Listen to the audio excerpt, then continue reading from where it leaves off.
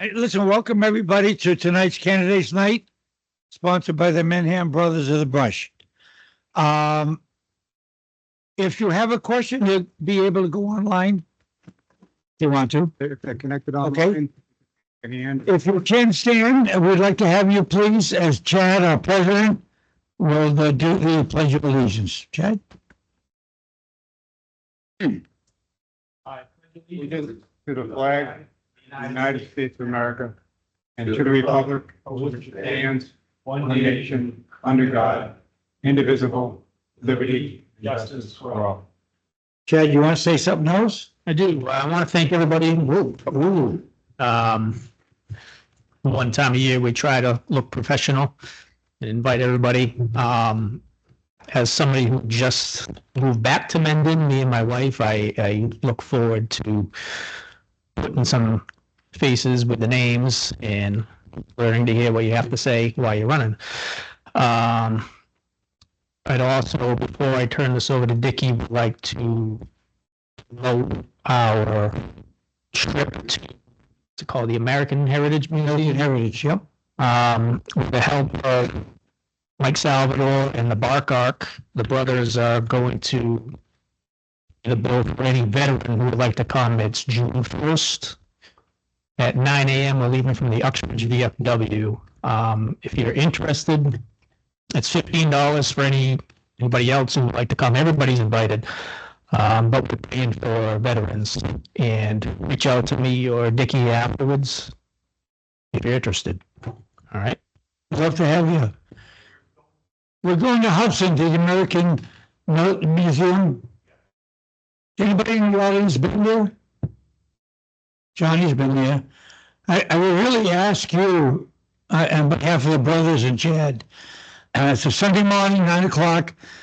We'll be home by 1:32. We've rented a Foxyland travel bus. It's an amazing museum, amazing. If you would like to go and you want to bring children or whatever, just let us know. We'd love to have you. Okay? If you're a vet, we certainly would love to have you. Or if you have a relative that's a vet, they're living close by, invite them. Just let us know. Okay? Well, what are you running for? You need me to run for. Oh, there's a lot of open seats here. Take them all. I'll take them all, and you'll do a good job at it. So Good job. tonight we're going to do a little informal. I know most of the folks.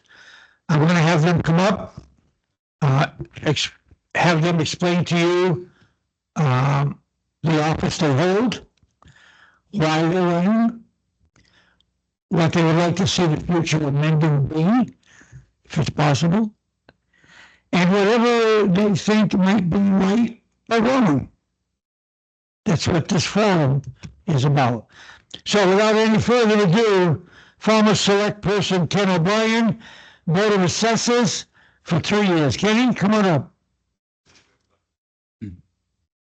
You really want me to tell you where to go? You're on TV there, my friend. Whatever you want to do, whatever you're comfortable with.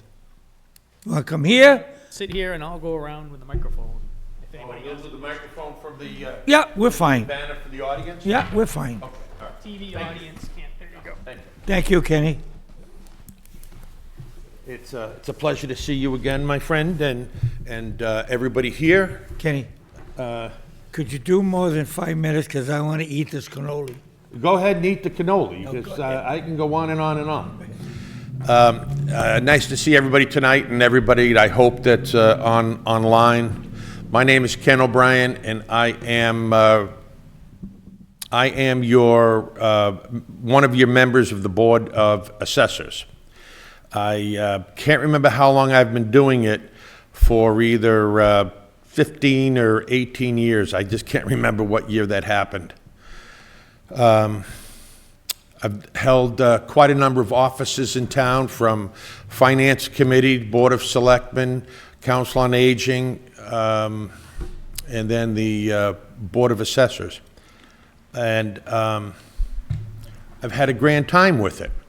I am a full-time professional tax assessor for my daytime job. I am an accredited assessor. through the Mass Association of Assessing Officers, where I am also a member of their legislative committee. And I have a blast doing it. But now, I'm going to tell you a quick little story on why I'm not on the ballot. So I would ask for your vote through a write-in ballot, so where it says, Board of Assessors at Ken O'Brien. Thank you very much. I think I need maybe one vote. The thought that I had, since I really do like the job, and I'm willing to do it again, but where's the real thought on this? And that is that, folks, I've been around here dealing with municipal management since I want to say it was 2001. I'm thinking that's when it was. I moved into town 27 years ago, so that was 97, so it might have been 21, or 01 rather. It doesn't matter, but it's been a long, long time. I've had a great run. And I do see a problem. The problem that I see is, especially when I look in the mirror, I'm old. I've done my job, I've served my town, and I am, I would be very, very excited to help a younger person. It's an elected office, so you have to at least be 18, but a younger person, train them in being a member of the Board of Assessors. And the reason for that is, it could turn out to be a full-time job for you in another town, or maybe even in this town. But you start out as a member of the Board of Assessors, you get a job, we can train you, get a job as a data collector in a town. You become a data collector, you knock on doors, you get information, all these things that the assessors do, that nitty-gritty stuff that nobody really sees us doing, and you do that for 4 or 5 years, you become an expert at that, and then you get another position as an assistant assessor, and then one day you get to spread your wings, leave the nest, and you can become a full-fledged principal assessor in a town. And let me tell you, I've been doing it for 8 years now, because I had a previous career for 38 years. And so I've been doing this for 8 years. And it is a fun job. You get to meet everybody, and you get to solve problems, and you get to work with the public. You get to be a member of the town's finance team. Where I work, there are 4 members that are members of the town finance team, and the assessor is an integral part. Another name for the assessor is the chief revenue officer of the town. Not a bill gets paid, not a bill comes in for payment until the assessor signs the warrants and the commitments so that the tax collector can collect it. Really, really important job. So even though I would really like to train someone else or help someone else get started, nobody has stood up to the plate here. So I guess I'm going to have to do it for another 3 years again. And it's okay, but I really would like, do you fit that demographic that I'm looking for? Oh, absolutely. Sir? Yeah, so maybe you should apply for, and we'll help you become an So Ken, assessor. how many Board of Assessors do we have? There are 3 members of the Board of Assessor and 1 principal assessor, And you all? and they're all elected. All elected. Yes, and in 1 every 3 years.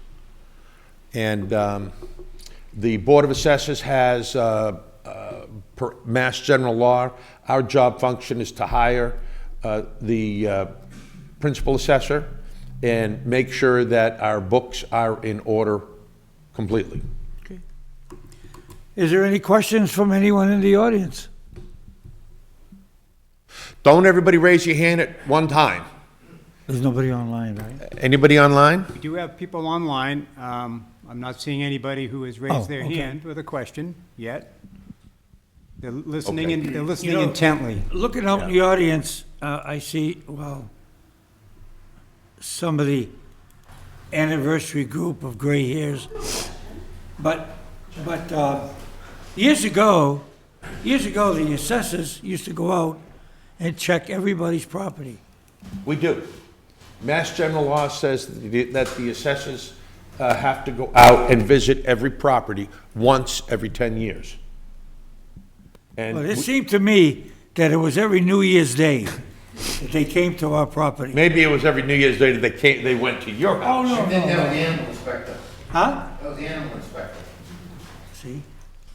I'm getting feedback from the audience. Well, that is a good thing. I appreciate it. Thank you, John. Patty, you had a question? I was an animal inspector. No. Oh, so that's why you knew. Do you have a question? Do you have to get a certification in that, certified in it? Okay, the question was, do I have to get certified in what I do? Yes, and I am. And by the way, you don't need, here's a very, very, very important part that is exciting about this particular job. You don't need to have a college degree to start. You don't even need to have one at the end. But what you do need is a head on your shoulders, willing to work, willing to go the extra mile, and that you're good with numbers and you can analyze things. You know, you can be taught how to do that. So I really want to put myself out of a job. I want someone else to take it. Any takers? Jay, you available? No, don't look at me. So, That's it, Kenny. Thank you. Appreciate it. Anything else? but you didn't finish your cannoli. I still got a few more minutes. I got a couple hours. All right, thank you, everybody, every member. John? Oh, John has a question. You contracted out to assess the properties in town, right? For an outside contractor? Yes, we now have PK properties, the ones that handle our database, the computer database. Not only do they handle the computer database, they also assist in the proverbial crunching of the numbers, which is the values, because we take the sales and then we match the sales up to existing housing stock and match things up. And they do. We did change that a few years back so that instead of us assessors picking up a stipend of $2,600 a year, it was pooled so that that money went to paying for the outside evaluator to come in and do our 10% each year. Good question. Okay, thank you, Kenny, and wish you luck on next Tuesday, right? Yep, Tuesday. next Tuesday. Thank you, Kenny. Thank you. Thank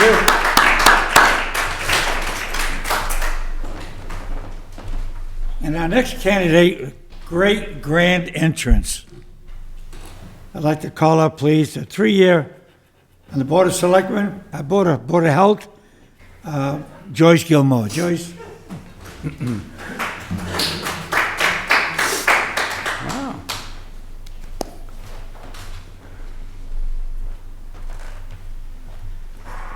Hello.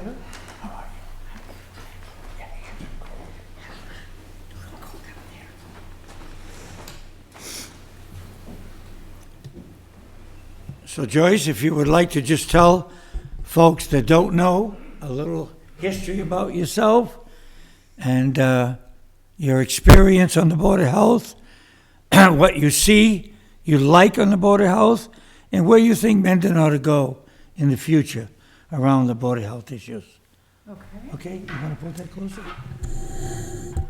My name is Joyce Gilmore. I live at 23 Hastings Street in Mendon on the corner. I have been in town for a very long time. I was on the Board of Health, as my kids would say, back in the day. I was on for 12 years on the Board of Health in Mendon, and got asked to come back. And I enjoy doing it. I like being part of the town, and I think it's important. It's an important program that we have. I think we do a good job. It's totally different from, as my kids would say, is that back in the day, Mimi? Yeah, everything's back in the day. But back in the day, when I was on the Board of Health then, I did everything. I did all the testing and all the depots and all the plan review, and now it's a different thing. We have a lot of different people that are very well educated to do different things. So we are, it's a little bit different for me. I end up going to the meetings, and we have I have a great board that I'm working with. Tom is one, and Alan, and Jack is our guide, more or less. Our day-to-day support. Yes, and it does things. So I'm really enjoying it. You know, I think it's an important thing to do, and it's always busy. Joyce, do you find the new rules and regulations improve our Board of Health situation in Mendon versus what it was years ago? Well, I think, like everything, things changed, and I think that we're doing things better and more consistently, and I think that just because of all the different people that are attached to the board now, they're very well educated to their field, doing different parts of the Board of Health stuff. So I think it works good, yeah. What do you see might be a situation in the future that might affect Mendon, if there's any, concerning the Board of From a Health? Board of Health standard? Well, I mean, there's so many things that are happening in terms of health, actual health, with COVID being a very demanding thing, changing the life of a lot of people, and I don't think that's going to change. I think it's still going to be part of that, our life, and so there is that stuff, and I think that we're doing a lot of work with things like the blasting that was done on Route 16 and the old landfill that back in the day that we had the town dump was at Ferrucci's, and we had an incident of having to close the dump, and now we have a lot of things that have to be done consistently every year. For keeping that piece of property up and clean and not affecting anybody's water and that sort of thing. So, it's as with everything, I think things change. Sometimes they get a little more complicated, but I think it's working well. Any questions from the audience concerning Board of Health issues? None of the...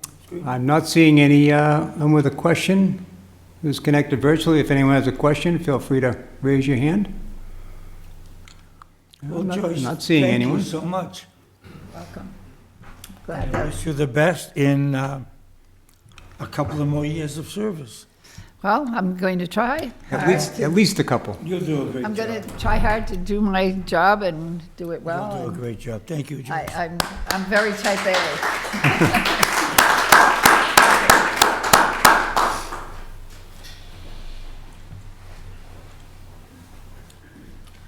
Next to come up is the candidate for Taft Public Library Board of Trustees for 3 years, and we're pleased to have Gabrielle. Come on up.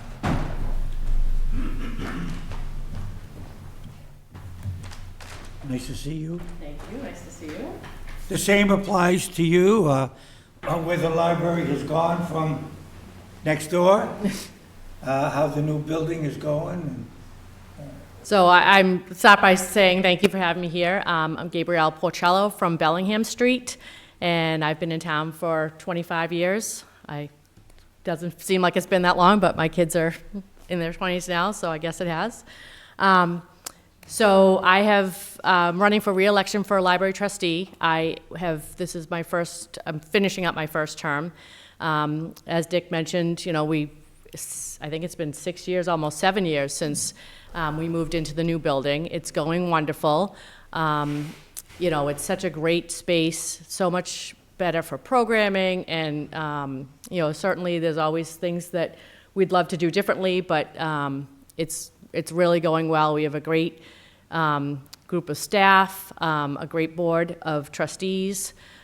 We enjoy that we have members, Elena actually, a member of the select board that comes to all of our meetings and kind of helps share input and gives advice on different things. So that's been really helpful, the way that that's working with all of the committees in town.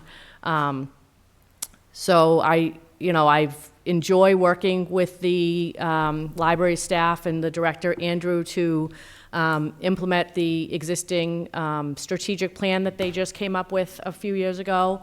And we kind of go through the checklist, and you know, we've really been able to check off a lot of things on that strategic plan. And you know, back when we were originally designing the strategic plan, you know, it seemed like it was going to take us forever to get through some of the stuff, but we've really come a long way and have checked off a lot of the boxes, which is fantastic. We also have been working on updating some of the policies in the library, different things of, you know, from checking out books and just from behavior or internet use, things like that. We have to be really careful of, you know, when patrons come in and use the computers, we have to make sure that they understand the policies and the rules on what they can search online sitting at a library computer. We hope that we don't ever have anybody that's going places they shouldn't be going, but you never know. So we have all those kinds of policies in place, and we try to go over a policy at every meeting and kind of approve it the following meeting. So we've been working really hard with Andrew on that. And then just the day-to-day budget and day-to-day operations of the library. So things have been going really well. Like I said, we have a great board of trustees. I am running unopposed. Lisa Michael, I'm currently vice chair. Lisa Michael is currently the chair. She wasn't able to be here tonight, but we are both running for re-election. And we have a great team. So I'm looking forward to continuing it for another 3 years. Great. Anybody have any comments or questions? Yes, John. What's the plan for the parsonage part of the library? You mean the rectory? Yeah. So I actually also sit as chairperson. We have a subcommittee called right now we're just called the Rectory Subcommittee. We are in the process of doing a feasibility study to come up with an adaptive reuse of the existing building. A few years ago, the trustees had done a group had done a feasibility study to basically tear down the building and rebuild something else. It never materialized for many different reasons. Now that we've decided that, you know, maybe we can reuse the existing building. We've had the planning, Dylan from the planning board come in, and we've had some other people come in and take a look at it. And structurally, they feel like it's pretty sound. Certainly, there are some repairs that have to be made, and there are definitely things that have to be done. But we've just begun the process of our feasibility study. So we're excited to hopefully bring that to the town, the study itself in a few months to, be able to present something to the town and say, this is where we think we would love to go. We would love it to be obviously more space for the library, for programming and things of that nature, but also some more community space. This town is obviously lacking in community space. We know the senior center didn't pass, and they were trying to get some more community space.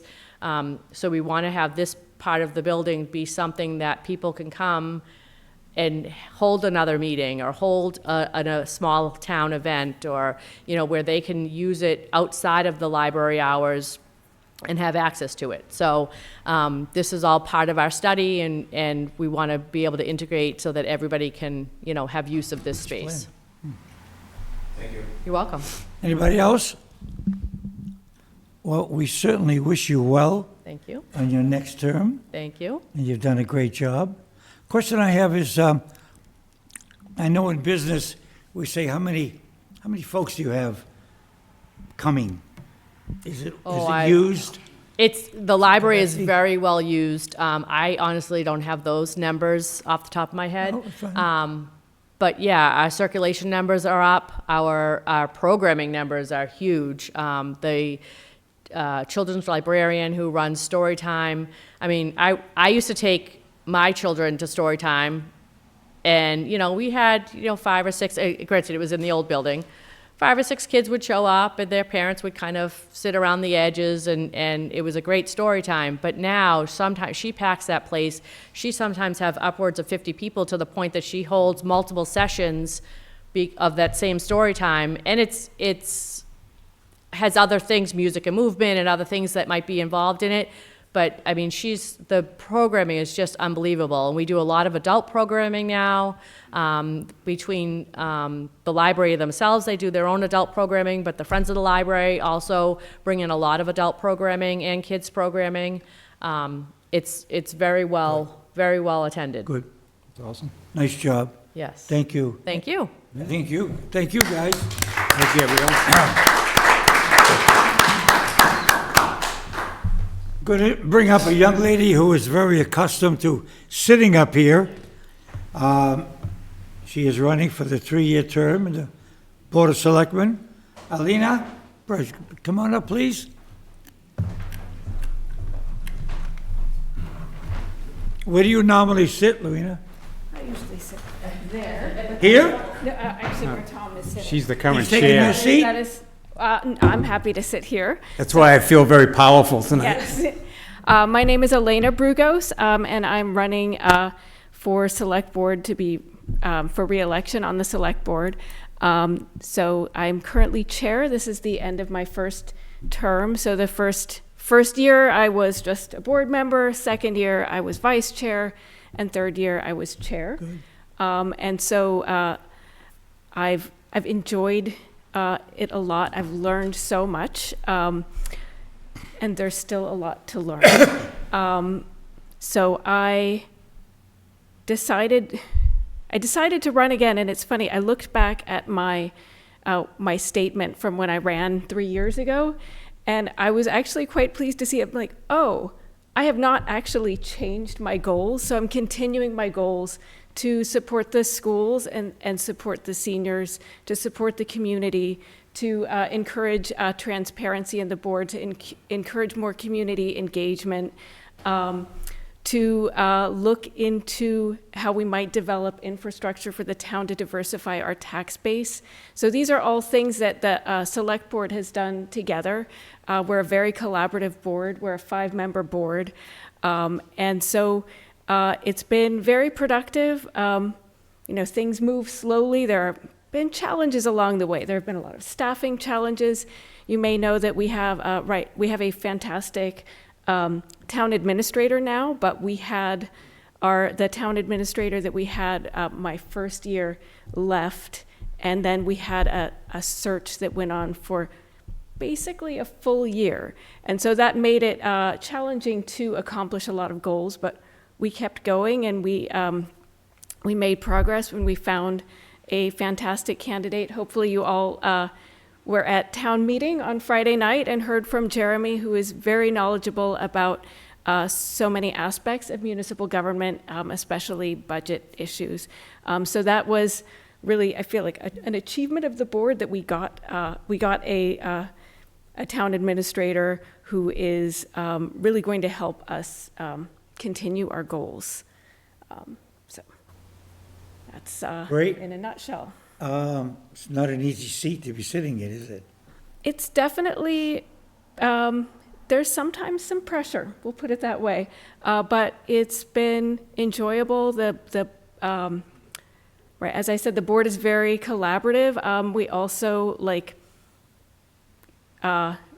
collegial, I guess would be another term. So we get along well. We don't always agree, but we have a great dialogue and discourse, and we've all been working with other boards and committees. As Gay mentioned, we're all liaisons to other boards and committees, which allows us to see many different aspects. So if you were asked by your other board members to bring up something, an idea of Yes. yours, that you would like to see changed in the next couple of years in the town of Mendon, and I'm not putting you on the spot, what would you think might be?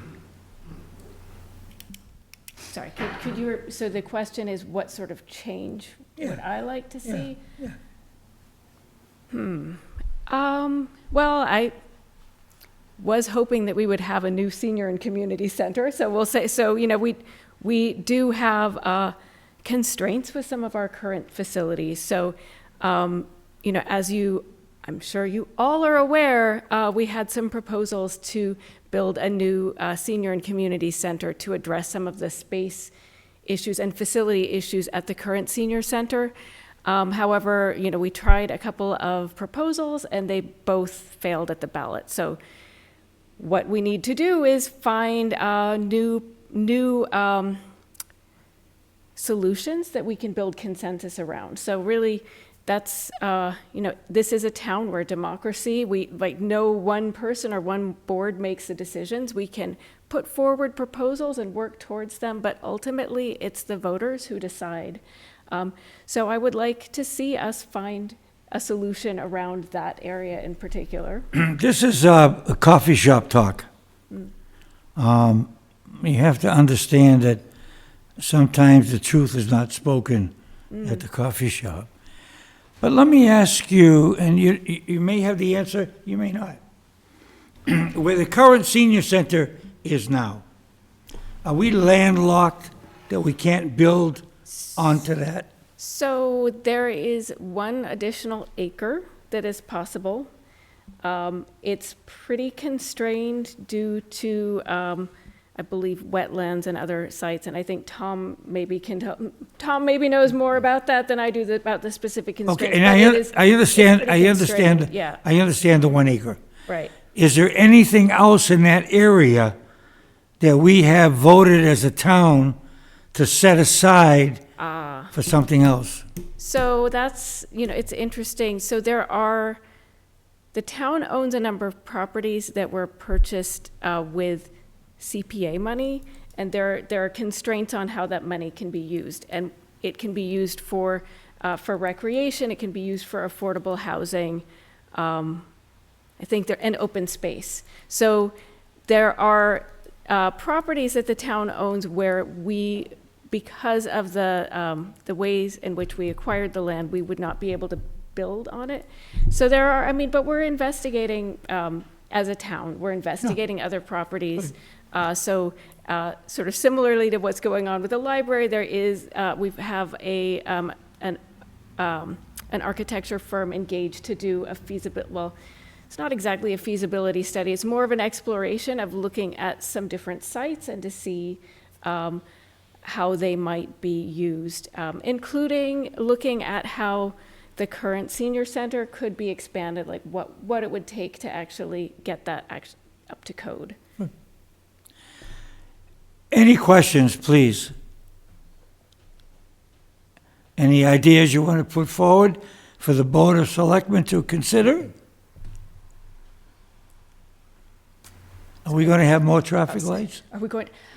We are. Actually, we are on Route 16, but that's the Mass Department of Transportation, so that is going to be rolling out in the next couple of years. So we will have I think it's a couple more lights on Route 16. I'd have to, I know I saw the presentations. I'd have to remember sort of what the latest one was. But I would also encourage people, so if you don't attend select board meetings, please do. Of course, they're all open to the public and recorded. And also, if you do have any issues, please email. You can email anyone on the board, or you can email our executive assistant or the town administrator and let us know if you have issues that you want us to bring up. So, Any questions from any of our remote listeners? No, I'm not seeing any. Any questions? You must be doing a good job. Yeah. Well, we thank you. all right. Thank And you. thank you for your service, and thank you for what you're doing for the town of Mendon. Looking forward to learning a lot more. Good. Okay. All right. Good luck. Thank you. Thank you, Elena. Thank you. And the last person that we have to ask up is running for a 3-year term as tree warden, and I'd like to call up Ted Steves. Ted? I'll give you. I feel so important. Thank you. Thank you. Thank you for having me here tonight. My name is Ted Steves.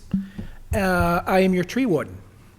I'm finishing up my first 3-year term now as tree warden. I'll recap my story. I was in the industry, the tree industry, as Steve's Tree Service for 40 years. I retired a year ago this past Christmas.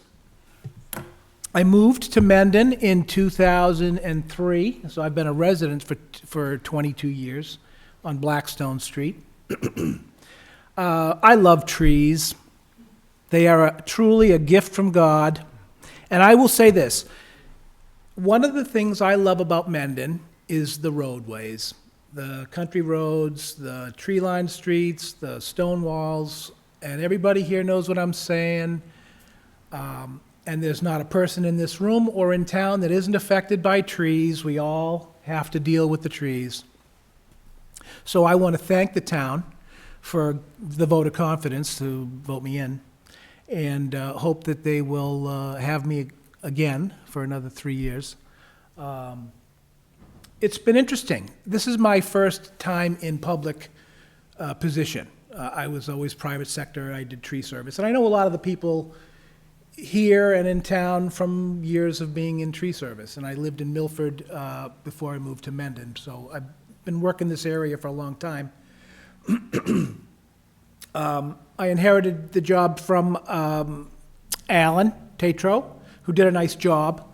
And he was saddled with what I stepped into, which was the gypsy moth situation. We all know how many oak trees were taken by the gypsy moths.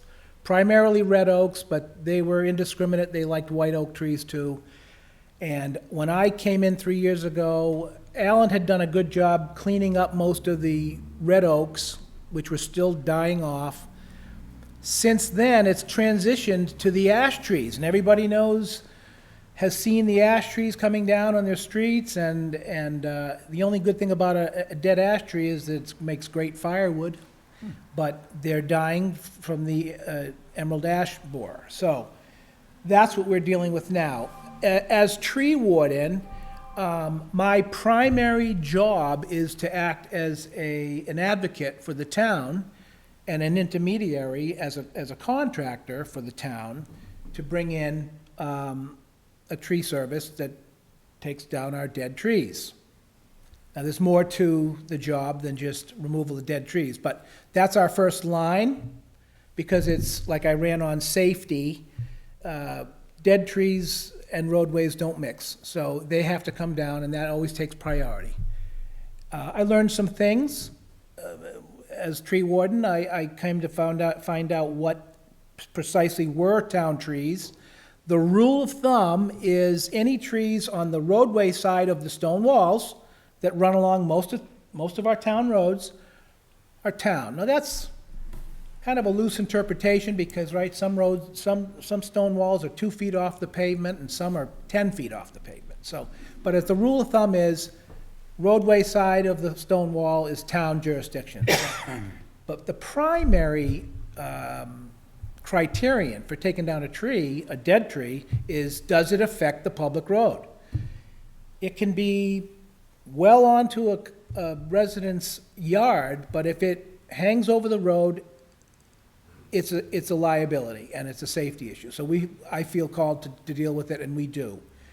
I should mention also, as a point of order, as a rule, the town is really only responsible for those trees on the side of the road that does not have power lines. We're not supposed to touch any trees that affect the power lines, right? That's National Grid. So when I came on, I met these people, and I gotta say, National Grid's fabulous. I know the electric company has, people don't feel warm and fuzzy about the electric company because we all pay an electric bill.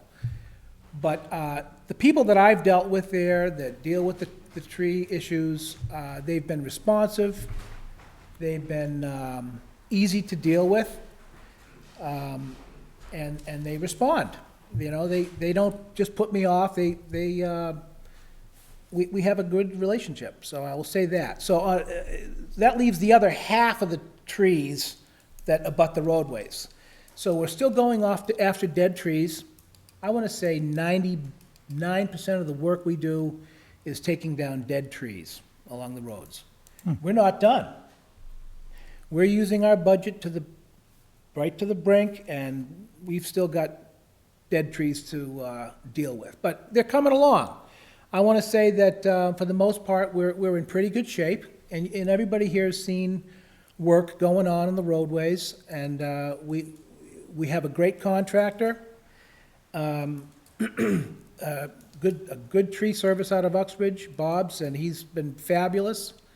What else did I want to say? I'm kind of rambling. But it's been rewarding, and I will say that it can be, there's a lot of things going on at times. It gets a little hectic, but for the most part, it's just planning and getting to it. I want to thank you because a lot of times folks don't understand different positions Right. in the town. And I think you brought a lot of what the tree warden does. And I would say Thank this you. too, as far as trees come down on the roadways. For us, the first line of defense, the first responders, really is our highway department. And John Dudley is the highway now, and he's really good to deal with. We talk a lot, and he'll ask me about stuff at the park, as Dan Byer has been a great help as well. And we try to keep up with the town trees at the beach and the park and around the public buildings, like the library and so on. There's always something happening with the trees. Trees can only do one of two things: grow or die. And either way, they become an issue sooner or later. What I would love to see, and I'm working towards, is getting caught up with all the dead trees and then going on a pruning program where we can really start opening up our roadways and making them safer in terms of dead limbs over the roads and beautification of trees, because we've got a lot of beautiful trees in town. The only real money we've spent as a town was on the 2 sycamore trees up at Founder's Park. Now, the town spent some real money there. That's the only real pruning we've done, but those are iconic trees, and I was nervous pulling the trigger on that, but at the end of the day, I was thrilled with the job they did. Holliston Tree Specialists did the work. They great. cleaned them out and so on and so on. Anybody got any questions? You have a tree that needs to be taken down on your property? Everybody's got a tree that needs to. Might as well get them before the election, right? Well, thank you very much. Thank you for your service, thank you. and good luck to you. Thanks so Thank much. you. Okay, Thank thank you. you. So the next gentleman I'm going to bring up was a former moderator. He held and still holds a couple of positions in town, and one of the most important ones and controversial ones, or whatever you want to call it. I'd like to introduce Jay Breyer. Jay's going to explain and answer any questions you have on question number 1, question number 2, and question number 3 that's going to be voted on next Tuesday. Jay? Sounds like thing 1, thing 2, and thing 3. You got it, man. Hi, everybody. My name is Jay Byer. I live on Barrows Road in Mendon. I am the finance director for the Mendon-Upton Regional School District. We have 3 capital projects that are coming to the ballot. They were all voted positively at the town meeting last Friday night. I'm going to briefly review them. I'm not going to do the 72-slide presentation because nobody wants to sit through that at this point.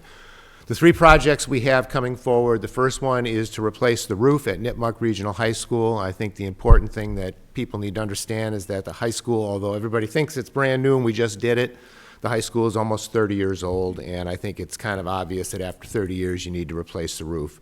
We got leaks everywhere in all kinds of different places.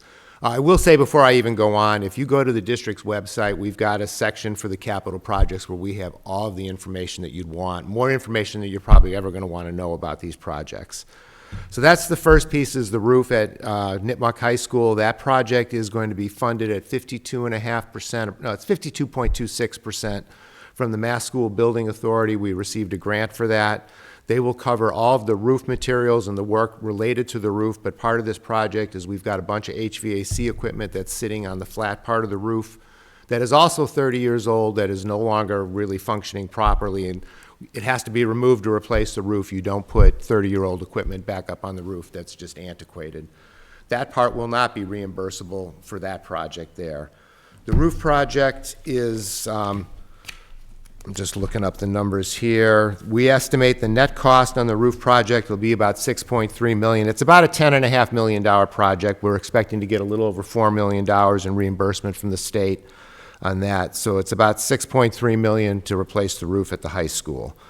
The second project is related to the facilities, and this is at all 4 schools, and this is a variety of mechanical equipment in the schools that, again, Misco Hill was renovated when the high school was built in 1997, so it was almost 28 years ago. And then Clough Memorial, believe it or not, they're also 22 or 23 years old, and it's to replace some of the HVAC equipment there. The bigger things at the schools is what's called building management systems. Those are the computer brains that basically run the HVAC equipment. They determine the temperatures of the rooms, the air exchange, all of the little valves and actuators and all the unit ventilators and all the classrooms. These computers are old and they just are not operating efficiently anymore. Most of them we cannot get parts, so if something breaks down on it, the parts are no longer available, they're antiquated. So that's the second piece of that. Also, as part of that project, we're looking at security systems, card access for all of the doors to get better security so we have a better handle on who has keys in and out of the buildings. The paging and time clock systems in the schools. I know everybody wonders, like, why do you have a paging system in a school? If you have an emergency, you need to be able to communicate throughout that school. And, as an example, the paging system at Misco Hill was put in when Dick went to school there. So it's right on top of the technology of today. So we're looking to do that. And we're looking at wireless systems for the majority of these. We're also looking at replacing data cabling at Nipmuc. The data cabling at Nipmuc was put in 1996. It is no longer usable for the type of data equipment that we have today. It's just not fast enough. On any given day at the high school, we have about 2,500 to 3,000 devices on our network. That's a lot. It's a lot different than your house where you might have 3 or 4 computers and a couple of phones. Everybody's got computers. We're looking to do that. We're looking to replace some flooring at Nipmuc and Misco.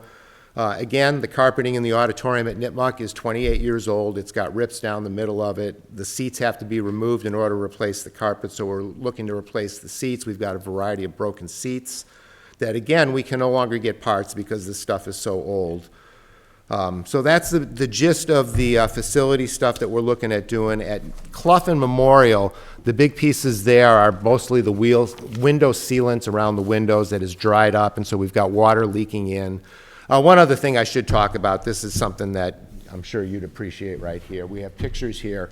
The transformer at Misco Hill School was installed in 1958, so it's right up to the current up-to-date stuff. It's an oil-filled transformer. It's like a big barrel of oil with all these wires that go into it. We want to put a generator at Misco because we don't have one, and it becomes an issue when the power goes out at Misco Hill. It's a middle school. If you don't have power, you don't have lights, so it's dark. I think we could live with the darkness, although nobody likes it, but we also don't have bathrooms and water. And a middle school without bathrooms that are functioning becomes a problem. We're also looking to do some renovation of the bathrooms. If everybody remembers when Misco Hill was renovated in '97, it was supposed to be a kindergarten through 5th grade building. It is now a 5th through 8th grade building, and most of the fixtures in the bathrooms are about 4 inches off the floor, and it just becomes a problem. So that's the gist of that. The third project is a field project, and it involves the fields at Misco Hill and Nipmuc. I think it's pretty obvious that we have a shortage of fields that are in good shape, and our fields are used constantly, especially at Misco and at Nipmuc. All of the youth sports are there. There isn't a night that there isn't something going on there. We're looking to sort of redo the field at Misco Hill. It needs to be leveled off and regraded, and it is as hard as a rock. Tom and I were talking about this. You know, I remember coaching my son when he was playing baseball there. It was always a mystery as to what direction that ball was going to hit the ground and whose kid was going to get hit in the face. And then at the high school, we're looking to renovate the fields there and redo them. And part of this project is taking that front field, which is right on Pleasant Street, which is currently the football and soccer field, and they also play lacrosse on it. We're going to reorient it. We want to put a track around it. Right now, we have a fairly good track team at the high school, but we do not have a track that they can compete at. So if they have a track meet, they have to go to another district, to another school. Part of this is a turf surface for that field as well, which will increase the usage and make it available so that we can use it when it rains like it is right now. The baseball field, the softball field need to be reoriented a little bit. We need to get irrigation. One of the things, and I don't know how this happened. I mean, maybe somebody else that understands this stuff better. The wells that were put in for the irrigation at Nipmuc are 12 feet deep. They were called bedrock wells. So if it doesn't rain, there is no water in those wells, so the irrigation doesn't do much. And I'm told that they brought in fill on top of the irrigation, so the system by the baseball field is about 20 inches below grade, which means that if you have to change a sprinkler head, somebody's got to get down there and be held by their feet while we dump them in the hole to try to pull the stuff out. So we're looking to do field renovations at all of those two schools, Misco and Nipmuc. Cost projects for all of these things, let me just review these. I believe the facility project is around 11 million. The field project is around 12 million. It's right on the ballot here. I probably provided those numbers too. The field project, the group that has organized and done a lot of the prep work ahead of that is hoping to get some donations to help offset that. Both towns, both Mendon and Upton, have agreed to use some of their CPA funding to offset the debt as it goes forward during the course of the 20 years that we'd be borrowing the money for this. The approval at town meeting authorizes the district to borrow the money. The ballot vote is going to be to exclude those costs outside of the levy limit of Prop 2.5. They're called debt exclusions. The total project, all of it all put together, everything is just under $30 million. Our estimates, based on discussions with the two assessors in both towns, the tax impact in Mendon for their share of their proportional amount for the average house is around $400 a year. And beyond that, I'll answer any questions anybody has related to any of this. Hopefully I covered it all. We're not going to limit the discussion, but we could be here for hours. But certainly we want to hear your questions, and Jay will do the best he can to answer them. So feel free. Questions are open. Who wants to go first? Handle all of these so far. We scared him? Oh, scared. We have anybody on site? We have, anyone online have a question? Feel free to raise your hand. I mean, I can tell. How many turf fields are there? One. The main field, which is the front football field, will be a turf surface. And the question that has come up that we've gotten, or at least that I've gotten, is, well, why are you doing turf instead of grass? So the difference in the cost of the total project is about $500,000 to go to a turf surface. So the difference in that on your tax bill is probably less than $10 a year. The idea of having turf there is that it allows the field to be used pretty much continuously by lots of groups. So, I mean, right now, we have, like, if we have a day like this and we have a game that has to get played out there, we have to go somewhere else. We can't play on the field. It's too wet. So it's just that one field. There was discussions about doing turf on another field there, but that was taken out. Now, we did a facility assessment. We hired Habib and Associates, which is a design team we've worked with quite a bit. They came up with approximately $90 million worth of work that they would recommend we do on our schools. We pared that down because obviously we're not coming here for $90 million. I like living in town. I don't want to have people run me out. So we kind of pared it down to what we feel are the things that are really necessary. The town of Upton is today voting on these ballot votes. Mendon will vote next Tuesday, and we do need a majority positive vote on each of these debt exclusions in order for them to go forward.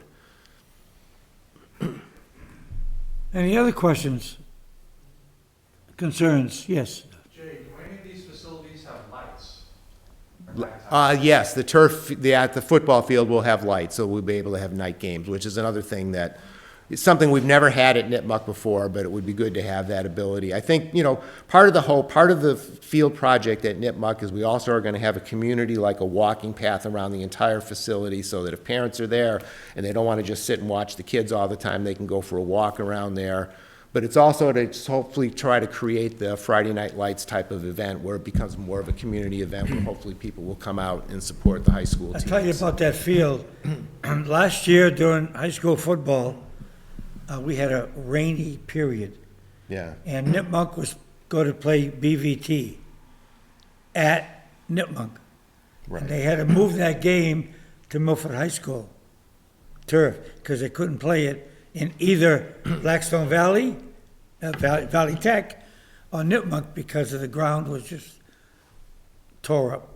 Right, I mean, rain does a number on it, but we really do need better fields than we have. I mean, I think there's, you know, I think I saw something recently, we've added probably 15 different youth sports in the last 25, 30 years, and we have done nothing to upgrade the fields in either towns in all of that time. The demand is there. All these projects have a different impact on student life and on the community life. They all are important in their own fashion, but each of them, you know, has a different impact for different things. So Jay, what would, I mean, I can't foresee what's going to happen, but what if, we'll use us as the bad guy, what if Upton passes it today, a ballot, and we, for whatever reason, do not pass it next Tuesday? What happens there? Well, then it fails. It has to have a positive vote at both town meetings and both ballot votes, correct. So if Mendon were to choose to vote it down, any of the three projects, then they are three separate votes. They're not all combined. We need a positive vote in both towns. Yes. Okay. And the risk with the roof project specifically is we would get taken out of the queue. We would lose the grant that we have. We would have to reapply in 2 years. You know, and like I said, the roof is really, I mean, the leaking, all you have to do, you should have gone down to, people were voting in Upton today, it probably helped that as they walked down the hallway into where they vote, there was a bucket there to collect the water coming through the roof. Well, Jay, thank you for what you do and what you've done. Thank you. And you brought a lot to the... Wait. Got a question. Yeah, anytime tonight. You talked about the whole group, around $400 on the taxes. But we also have a debt exclusion coming off. Do you know how much that would be that would help us with that 400? Well, From the average home? From the school district, we had the debt that was related to Clough and Memorial when they were built that came off the books. This current year is the last year of that. The tax assessment was around $400,000 the last year that it was on there. I would have to do the calculations to tell you exactly what the tax hit is. I can't do it in my head.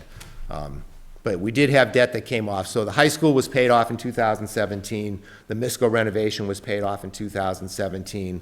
In 2024, we paid off Clough Memorial, and we had also replaced the roof through an MSBA project at MISCO back in 2014. So all those came off the books. As far as other debt that the town has, probably Ken can answer if there's other debt that's coming off the books. I think I was told there's some coming off in about 7 or 8 years, but I know more about what the school does. Good. Any other questions? Thank you, Jay. The biggest thing to leave here tonight is, even though there's no competition for candidates, but you gotta go out and vote for these three, one way or the other. It's so important. Your vote does count. Thank you all. Have a great evening. Thank you, Jay.